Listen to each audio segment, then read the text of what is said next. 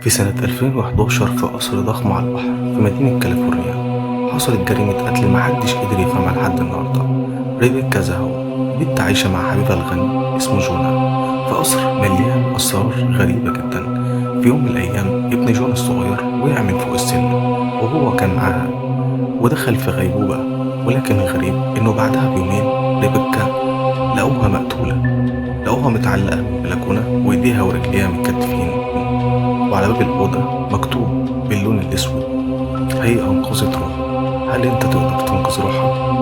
الشرطة قالت إنها انتحرت، لكن السؤال الغريب والمفروض أي حد يسأله: إزاي تنتحر وهي متكتفة؟ بعد كده المحكمة اتهمت أخو حبيبها بالجريمة بس من غير أي أدلة كافية، واتقفلت القضية على كده. ولحد النهاردة محدش يعرف الحقيقة فين. هل ريبيكا انتحرت ولا حد قرر يسكتها للأبد؟ انت رأيك ايه؟ لو عجبك الفيديو ما تنساش اللايك والسبسكرايب.